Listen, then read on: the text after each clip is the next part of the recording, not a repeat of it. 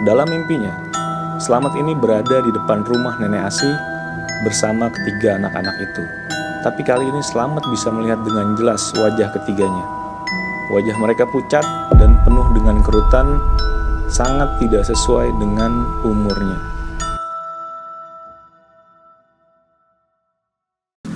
Hai, gue Andika.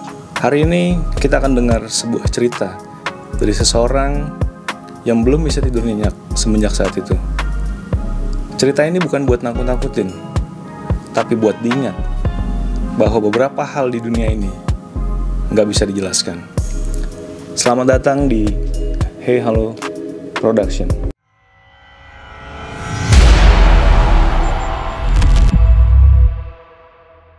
Cerita kali ini berasal dari sebuah kota di Jawa Tengah, yaitu tentang teror hantu anak kecil di sebuah desa.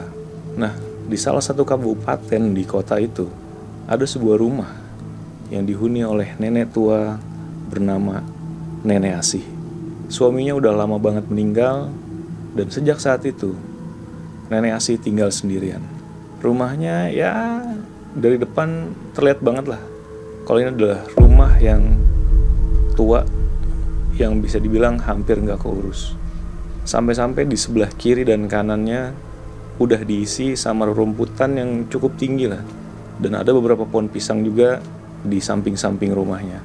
Nah, di samping rumah, di balik rumputan itu ada sebuah sumur tua yang udah nggak dipakai lagi untuk menimba, karena si Nenek Asih ini memang udah nggak kuat untuk menimba.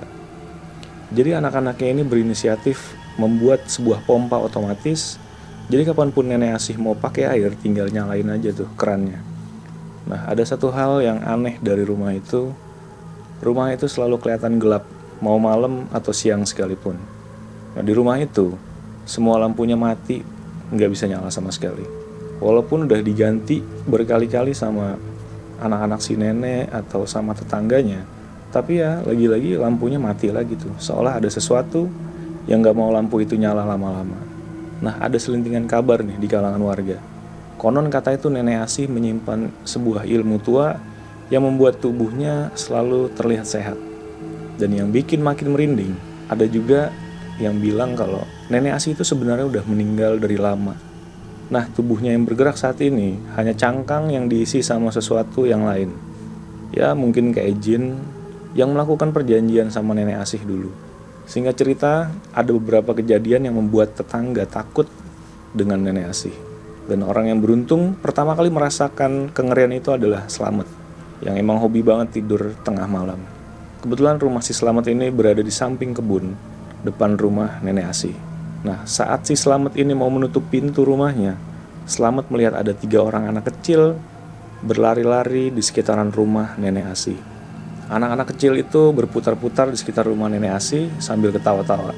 Slamet ngerasa aneh dong, masa jam segini masih ada anak-anak kecil berani main di dekat rumah Nenek Asih. Dan by the way, saat itu udah sekitar jam 1 malam. Nah, karena penasaran nih, si Slamet ini memperhatikan nih detail dari anak-anak ini satu persatu. 2 anak laki-laki memakai baju dan celana dengan bahan yang mirip dengan karung goni. Dan yang satunya lagi adalah anak perempuan, dia pakai kayak daster lusuh berwarna abu-abu kusam.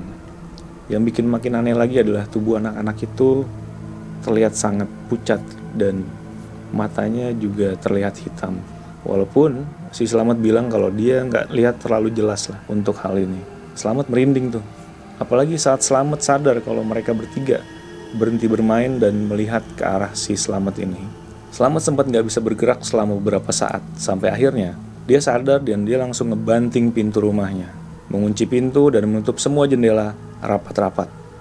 Setelah itu si Slamet langsung menutup dirinya dengan selimut sambil kebayang-bayang sosok ketiga anak itu. Dan gak seberapa lama, mungkin karena si Slamet kecapean habis begadang, Slamet ini ketiduran. Dalam mimpinya, Slamet ini berada di depan rumah Nenek Asih bersama ketiga anak-anak itu. Tapi kali ini Slamet bisa melihat dengan jelas wajah ketiganya. Wajah mereka pucat dan penuh dengan kerutan, sangat tidak sesuai dengan umurnya. Mata mereka hitam karena nggak ada bola mata di sana dan hanya lubang mata yang terlihat sangat gelap. 2 anak ketawa dengan mulutnya yang sangat lebar sampai ke pipinya. Dan yang satunya lagi yang ada kuncir di atas kepalanya, gak kalah menyeramkan. Mulutnya itu cuma berbentuk lingkaran yang gelap, dan dari mulutnya keluar air liur yang berbau amis. Ketiga anak itu memanggil nama Slamet sambil menarik-narik tangan dan bajunya, mengajak Slamet untuk bermain. Slamet ini gak bisa ngelawan. Ketiga anak itu menarik-narik Slamet dan membawanya ke sebuah lorong hitam yang gak tampak ujungnya. Untungnya sebelum sampai ke lorong itu Slamet udah bangun. Entah apa yang bakal terjadi kalau si Slamet sampai masuk ke lorong itu. Mungkin sukma si Slamet akan ditahan di sana dan raga asli Slamet akan tidur dan gak bisa bangun lagi mungkin ya. Nah sejak malam itu si Slamet gak pernah lagi tuh lewat di depan rumah nenek Asih. Dia lebih milih untuk memutar meski jaraknya lebih jauh. Beberapa hari kemudian nenek Asih menghampiri sekumpulan warga yang sedang berbincang. Dan dengan suara pelan nenek Asih bilang kalau di rumahnya sering ada anak-anak kecil yang datang ketika malam. Dan ketiga anak kecil ini gak berbicara, tapi cuma ketawa-tawa aja. Nah yang bikin makin merinding adalah ketika nenek Asih bilang kalau ketiga anak itu saat siang bersembunyi di dalam sumur samping rumah nenek Asih. Warga yang mendengar cerita nenek Asih ini merinding sambil terdiam, sambil membayangkan kejadian apa lagi nih yang bakalan terjadi di wilayah mereka. Benar aja nih, beberapa hari kemudian ada seorang pria bernama Sugi yang berusia kurang lebih 50 tahunan. Pak Sugi ini sedang berjalan kaki setelah selesai membeli makanan tak jauh dari rumahnya. Saat melewati rumah nenek Asih, entah kenapa ada keinginan dari Pak Sugi untuk menengok ke arah rumah itu. Saat menengok, rumahnya gelap seperti biasa, tapi di jendela ada seorang anak laki-laki yang berdiri menatap Pak Sugi. Anak kecil itu punya kuncir di atas kepalanya, wajahnya pucat dan matanya hitam. Tapi bukan karena gelap nih, tapi karena memang gak ada bola mata di sana. Seketika Pak Sugi membeku, dan anak itu menatapnya tanpa bergerak. Dan gak lama, dari atas genting rumah nenek Asih muncul dua sosok lainnya. Dua anak lainnya tertawa-tawa sambil memanggil namanya, Sugik, Sugik, Sugik. Tapi suaranya sangat berat, sama sekali bukan suara anak kecil. Dan untungnya Pak Sugik dikenal sebagai warga yang taat beribadah dan sering diminta bantuan untuk memimpin acara keagamaan di daerahnya. Pak Sugik ini memejamkan mata sambil membaca ayat perlindungan. Tapi semakin Pak Sugik membaca, suara tertawa anak-anak itu semakin keras. Nah, baru setelah Pak Sugik selesai membaca ayat perlindungan, semua lenyap dan hening.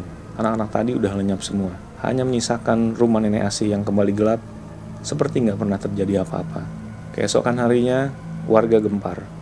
Cerita Pak Sugi ini menyebar dengan cepat. Warga takut dan mereka nggak berani lagi tuh lewat di depan rumah nenek Asih saat malam. Bahkan saat siang pun, beberapa memilih memutar jauh. Sampai saat ini, rumah itu masih berdiri dan nenek Asih masih tinggal di sana. Kadang, para tetangga masih suka mendengar suara anak-anak kecil bermain saat malam tiba. Tapi nggak ada yang benar-benar tahu siapa mereka. Dan warga menyebut mereka Mentek.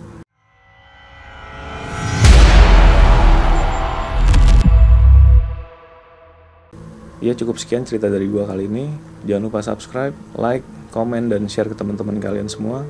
Jangan lupa dukung terus channel Hey Halo Production untuk menikmati cerita-cerita horor lainnya. Dan jangan lupa juga kalau mungkin ada yang mau nyumbang di traktir, ada linknya di bawah. Oke, itu aja dari gua Andika. Thank you atas waktunya. Sampai ketemu lagi di Hey Halo Production. Dah.